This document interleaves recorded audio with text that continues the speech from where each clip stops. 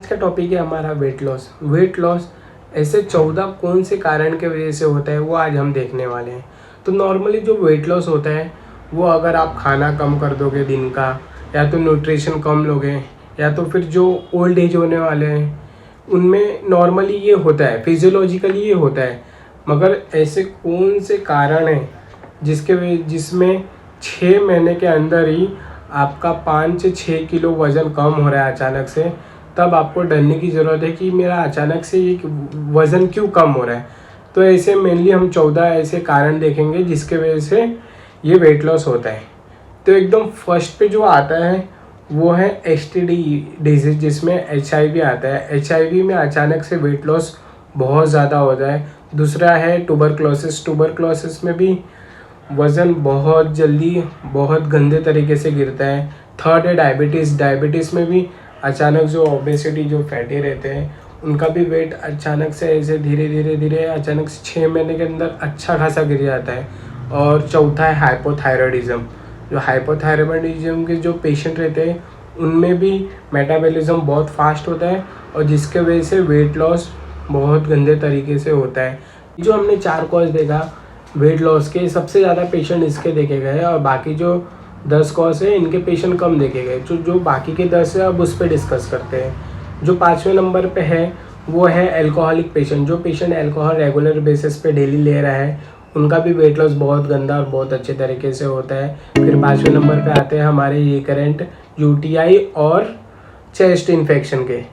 UTI मतलब urinary track का infection, जैसे किडनी हो गया, यूरेथ्रा हो गया, फिर ब्लैडर, इसका कोई भी इन्फेक्शन बार बार हो रहा है वो पेशेंट को। और जो चेस्ट का इन्फेक्शन जो बार बार हो रहा है तो ये पेशेंट में भी वेट लॉस दिखा गया है। फिर उसके बाद आता है अपना पैनक्रियाटिक इन्फेक्शन। जो पैनक्रियाट से रिलेटेड कोई भी डिसीज़ वगैरह हुआ पेशेंट को, और जिसका सीरम अमाइलेज और लाइपेज बढ़ रहा है बार बार, तो वो पेशेंट में भी वेट लॉस होता है। फिर उसके बाद आता है मैलिग्नेंसी। जो मैलिग्नेंसी वाला मतलब ट्यूमर कौन सा, न्यूप्लास्टिक ग्रोथ, जिसमें मैलिग्नेंट ट्यूमर है, तो वो पेशेंट का भी स्टार्टिंग में नहीं मगर बाद में धीरे धीरे वेट लॉस होना स्टार्ट हो जाता है। उसके बाद आता है स्लो बॉयल मूवमेंट। जो अपना GIT एक गट है उसका मूवमेंट होता है, बॉयल मूवमेंट होता है। जो पेरिस्टैटिक मूवमेंट होता है वो फास्ट होता है, एकदम स्पीड में होता है। मगर इसमें क्या होता है कि स्लो बॉयल मूवमेंट की वजह से ऑब्जर्व न्यूट्रिशन ना बहुत कम एब्जॉर्ब होता है, जिसके वजह से पेशेंट को वेट लॉस होता है, जिसमें न्यूट्रिशन एब्जॉर्ब नहीं होता है बॉडी के अंदर। उसके बाद आता है क्रॉन्स डिसीज़ और अल्सरेटिव कोलाइटिस। ये दोनों में ही ऐसा होता है कि GIT उतना ज़्यादा एब्जॉर्ब नहीं कर पाती है, तो पेशेंट को न्यूट्रिशन डेफिशिएंसी होता है और वो वेट लॉस होना स्टार्ट हो जाता है। उसके बाद आता है एडिशन डिजीज़। एडिशन डिजीज़ में भी वेट लॉस होता है।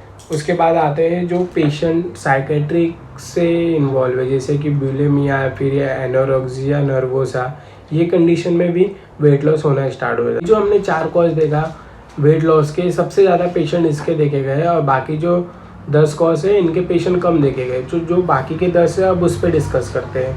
जो 5वें नंबर पे है वो है एल्कोहलिक पेशेंट। जो पेशेंट एल्कोहल रेगुलर बेसिस पे डेली ले रहा है उनका भी वेट लॉस बहुत गंदा और बहुत अच्छे तरीके से होता है। फिर 5वें नंबर पे आते हैं हमारे रिकरेंट UTI और चेस्ट इन्फेक्शन के।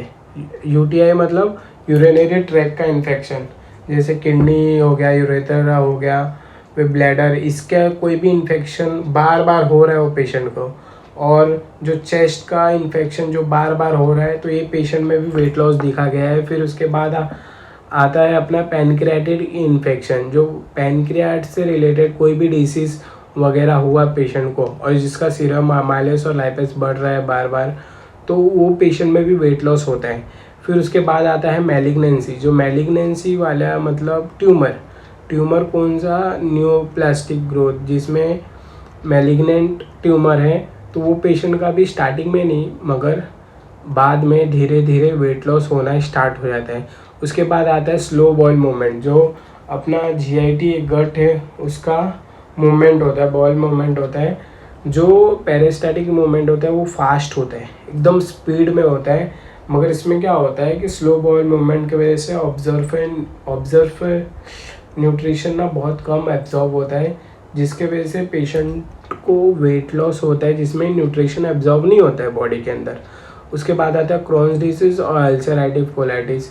ये दोनों में ही ऐसा होता है कि जीआईटी उतना ज़्यादा एब्जॉर्ब नहीं कर पाती है, तो पेशेंट को न्यूट्रिशन डेफिशिएंसी होता है और वो वेट लॉस होना स्टार्ट हो जाता है। उसके बाद आता है एडिशन डिजीज़। एडिशन डिजीज़ में भी वेट लॉस होता है।